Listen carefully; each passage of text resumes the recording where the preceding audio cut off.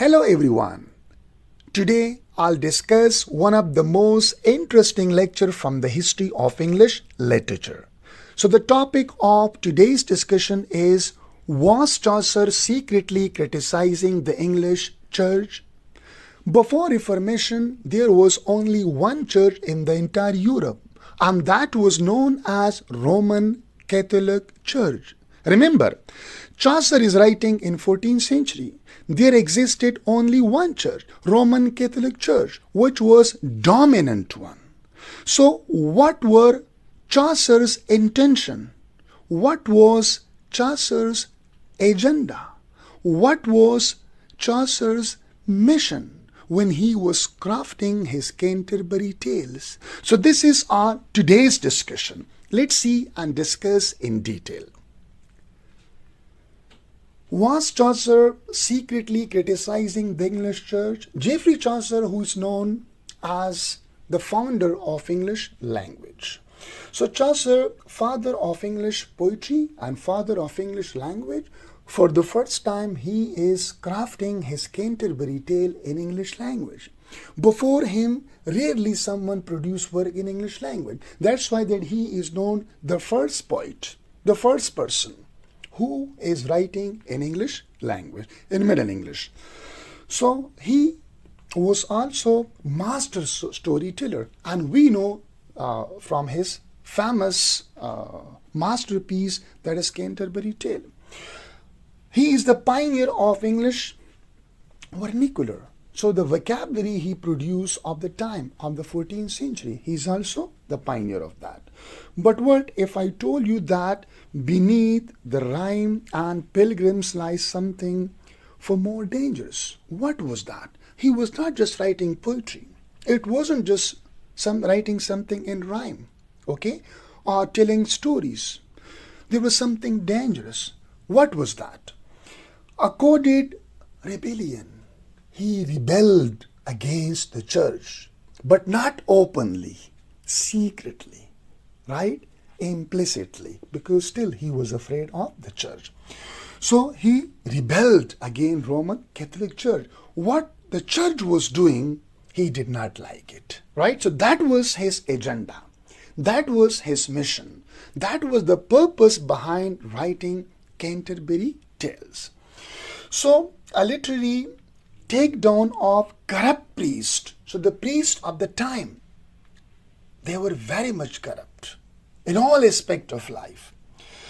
Greedy friars. So we know about the priests, we know about the friars, how much there was greedy in them. And we know that abusive religious officials, how they use religion for their purpose, right? All disguise in innocent storytelling. So we know these all corruption. We know these all wrongdoer. We know the problem that was with Roman Catholic Church through the mouth of characters which were produced by Geoffrey Chaucer. So today we explore a question few dare to ask. Was Chaucer secretly tearing the church apart, one tale at a time? So what we know, that Reformation took place in 16th century. We know that Martin Luther King, German philosopher, right? But before Martin Luther King, there existed a character, a poet, a diplomat, right? Writer, that was Geoffrey Chaucer. So for the first time, Geoffrey Chaucer, he attempted to part the church, right? To rebel against the church. So that was the Chaucer. But Chaucer did not say this openly, but secretly, but implicitly, he is telling us. England in Chaucer's time. How England was in Chaucer's time? The 14th century England was religious, fearlessly so. So people were religious, right? They were afraid of Roman Catholic Church, of these ecclesiastical figures, right? Because people did not have the knowledge of the Bible. People hardly like only ecclesiastical figure or the knight or the king, they could read the Bible, while the ordinary people, they couldn't read the Bible. So what the churchman, what the priest, what the prioress, the friar, they told them, they believed, people believed, right? So the 14th century people were religiously, fearlessly so. The Catholic Church was untouchable. Now, what does it mean by untouchable? No one could ask question. No one could dare to ask question from Roman Catholic. Criticizing it openly could lead to excommunication or worse. If you ask question from the church, so the church or the pope could declare you excommunicate. Excommunication mean you do not belong to Christianity anymore, right? You were expelled from the religion.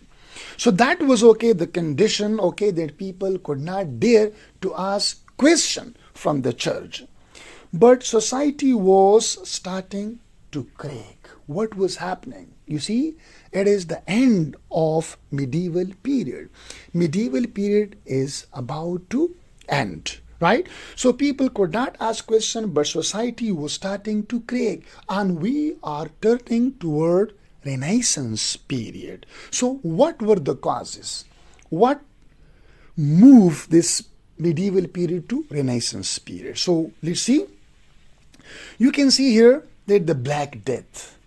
Okay, so lot of like the priests, okay, these ecclesiastical figures like the monks, they died because of the Black Death, right? And entire Europe, it was a plague, and millions of people died because of this plague. So Black Death was one of the cause of this cracking of society. The next one was schism. That was the competition or rivalry among the popes, that who would be the leader of Roman Catholic Church, which also cracked society in 14th century. And you can see that who can forget peasant revolution, because these peasants, they suffered the most in medieval period. So they also revolted for their right, and this also led to the cracking of society. And who can forget Chaucer? Geoffrey Chaucer was there, right? Who was observing these all things, and then he started to criticize Roman Catholic Church. The Black Death, as I mentioned, had killed clergy in drove. Lot of clergy, ecclesiastical figure died because of this Black Death. And then the great schisms, as I told, competition and rivalry among popes, that who will be the leader of the church, had shaken faith in papacy. And then the peasants revealed anger at Chaucer's taxes, right? Sorry, church taxes.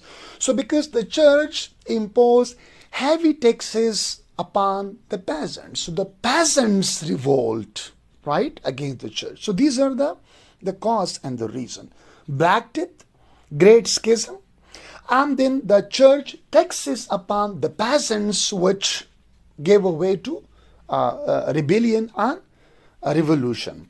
And here enter Chaucer, right? Great Geoffrey Chaucer, a courtier, a poet, a diplomat, but perhaps also a critic with a quill instead of a sword. He is going to criticize, not with a sword, right? Not with a sword, not with a weapon, but with a pen, with his writing. He is going to criticize, not with a force, but with writing. Now, here you can see, greet in God's name corruptions and deception or deceit. And we can see this in Partner's Tale. The spelling is incorrect, it is Partners, right? So in the Partner's Tales, we can see greed in God's name, using God's name. C for corruption. And he is greedy. Who? There's partners. So corruptions, he's doing corruptions and he's deceiving people. How? Let's see.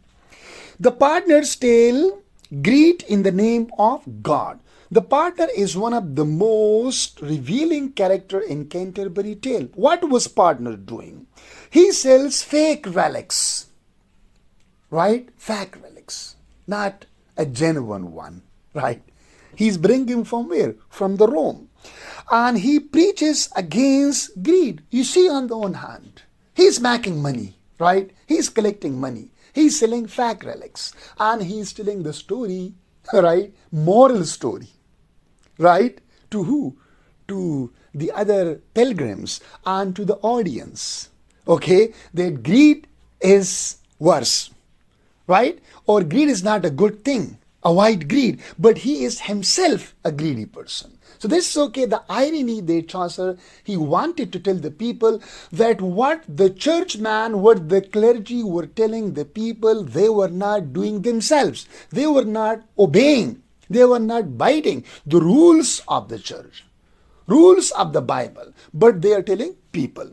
So we can see that while being the greediest man alive, this is okay, irony. This is satire of Chaucer. He is the greediest person alive on the earth that time. And he is telling the people that greed is not a good thing. It's a bad thing. Don't avoid greeding. Right? Don't be selfish person. And he's himself one of the greediest person on the earth that time alive. So this is okay. The Chaucer is laughing and he's telling the people, look, okay, that the man is not doing, that is not fine. That's not according to the rules. That's not according to the church, the teaching of the Bible. What's he doing? He's using the name of the God to make money, right? So, real line is that radix malrums est adipis. So it means, it can be translated that greed is the root of all evil. This is something very interesting. The partner is telling the other pilgrims and the audience, the readers, that greed is the root of all evils. And then he literally tries to sell the pardons that he just brought, okay, sake from where? From the Rome. So on the one hand, he's telling the people that it's an evil. What is evil? Root of evil is what? That is greed. And he is himself a greedy person. He is selling the partners. This is very interesting.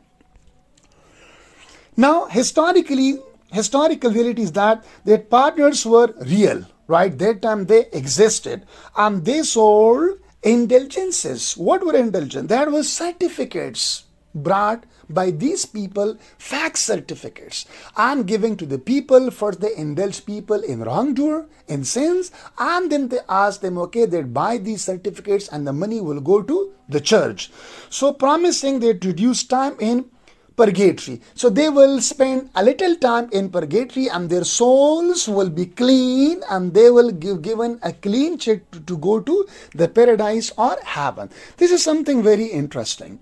So the system was rife with abuse and fraud. That was a total fraud, what these partners were doing. So Chaucer wasn't just mocking a man, he was shining a light on a broken religious economy. He's telling the people, okay, look at the economy, look how the church is making money, taking money from the people, right? And you see that these Sumners, they are selling these certificates. So there's something very interesting, right?